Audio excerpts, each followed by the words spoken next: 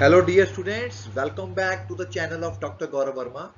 In this method we will discuss resolvent kernel to solve Volterra integral question. मतलब कैसे कि resolvent kernel को use किया जाता है Volterra integral questions को solve करने के लिए।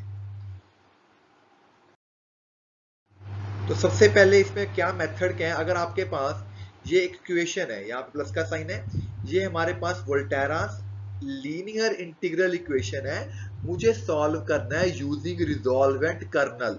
इस तरह के क्वेश्चंस में सबसे पहले आपने निकालने हैं इटरेटेड कर्नल्स।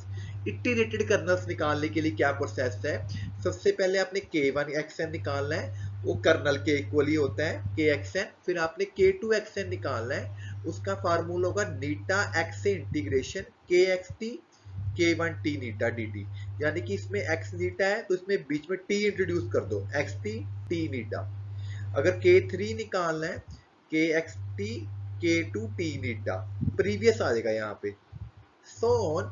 इसी तरह हमारे पास nth आइटरेटेड कर्नल का फार्मूला होगा K x t n minus one t theta d t. ये आप लोगों ने याद रखना है, और इंटीग्रेशन आपकी जो है वो नीटा से एक्स है। आपने आइटरेटेड कर्नल्स निकाल लेने हैं, ठीक है, बीच में टी इंट्रोड्यूस करके के एक्स टी के one t theta d T. मतलब जो यहाँ पे लिखा है उसके बीच में कोई भी वेरिएबल इंट्रोड्यूस कर दो, ऐसे लिख लो बेशक, आपकी चॉइस है। फिर आपने रिजॉल्वेंट कर्नल का क्या फार्मूला होता है, we have resolvent kernel formula summation n one to infinity lambda की power n minus one nth iterated kernel. ठीक है, ये लगा लो, ये लगा लो, ये वाला यूज करेंगे। तो सोल्यूशन का फार्मूला होगा f s g x plus lambda resolvent kernel, और यहाँ पे जी नीटा डी नीटा होगा। ये इक्वेशन याद रखनी है सोल्यूशन के लिए। तो बड़ा आसान मेथड है, मेथड को याद रखना है आपने।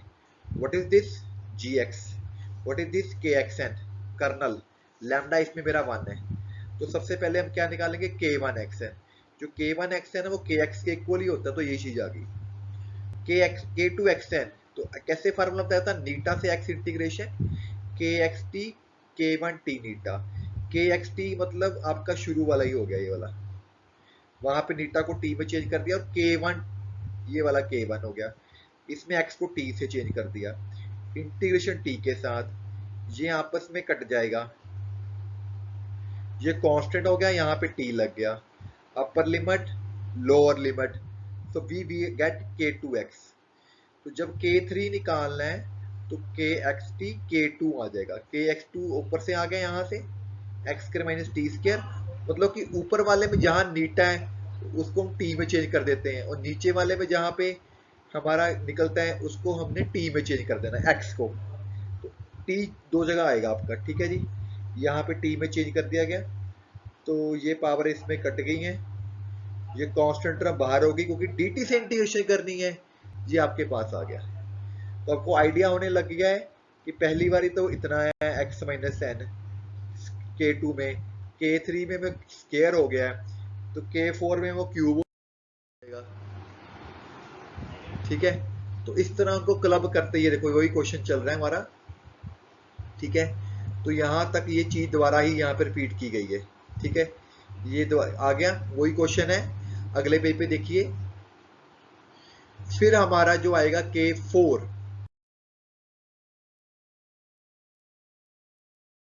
सॉरी, फिर हमने निकाला रिजॉल्वेंट कर्नल, ये फार्मूला है। लैम्डा तो मेरा वन नहीं है इस क्वेश्चन में, तो ये खत्म ही हो गया, के एन आ गया, इसको खोल दो, इसका मतलब होगा के वन प्लस के टू प्लस के थ्री सो ऑन।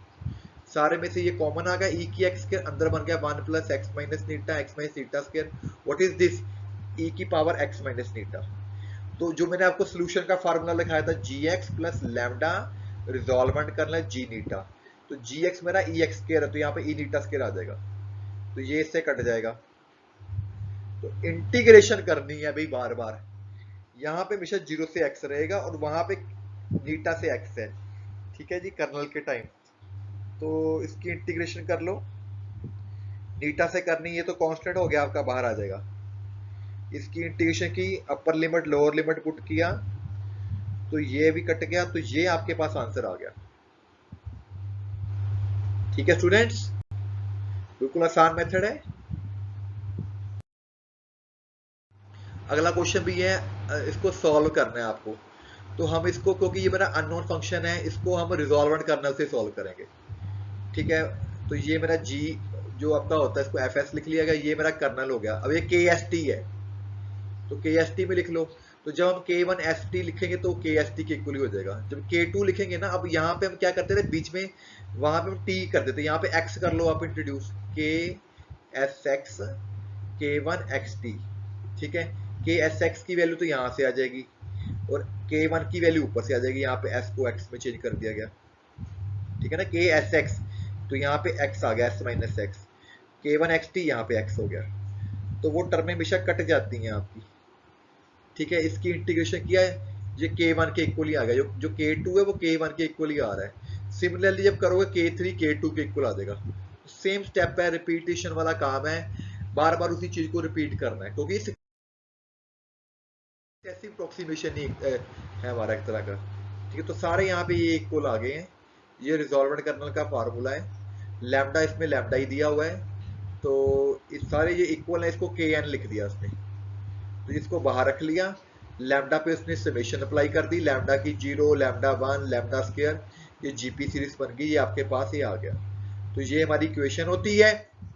ठीक है जी, अब वहां पे एफ एस है तो यहाँ पे एफ टी लिखना है, क्योंकि डी टी से इंटीग्रेशन कर रहे हैं ना। देखो डी नीटा लिखोगे तो यहाँ पे एफ नीटा आ जाएगा, वो आपके हिसाब से है, क्वेश्चन के हिसाब से है, वेरिएबल कैसे चूज करना है। ठीक है जी, इसके बाद इंटीग्रेशन कर लीजिए आप, तो आपके पास ये आंसर आ जाएगा। सेम 8th क्वेश्चन है। ठीक है, दिस इज योर के एक्स एन, ज्यादातर के एक्स एन में ही आता है। ठीक है, तो के वन जो होता है वो के इक्वल ही होगा, के टू निकालोगे तो के एक्स टी के वन हो जाएगा। तो यहाँ पे t और यहाँ पे t पुट कर दिया जाएगा, आपस में मल्टीप्लाई कर लो। dt से इंटीग्रेशन करनी है तो t के हिसाब से इंटीग्रेशन हो गई, upper limit lower limit. Question 0 से 1 है तो 0 से 1 इंटीग्रेशन करनी पड़ेगी भाई।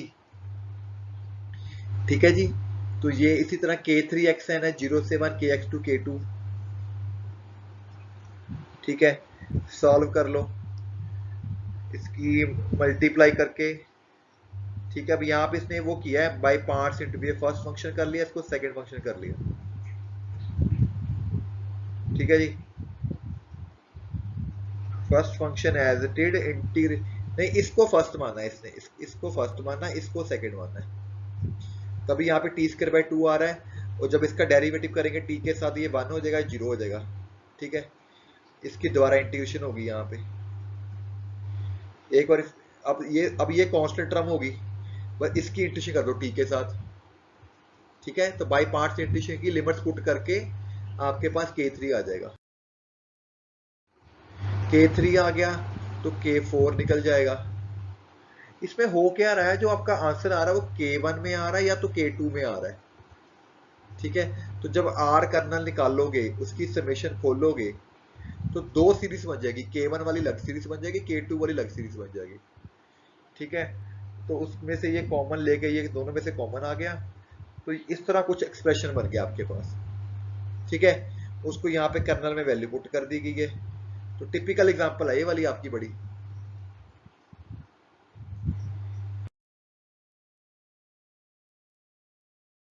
ठीक है, तो अब उसकी इसकी इंटीग्रेशन कर दी उसने। मेन काम है इंटीग्रेशन करना, पहले इंटीग्रेटेड कर्नल्स निकालिए, जब इंटीग्रेटेड कर्नल्स निकल जाएंगे फिर आपको रिजॉल्वेंट कर्नल निकालना है।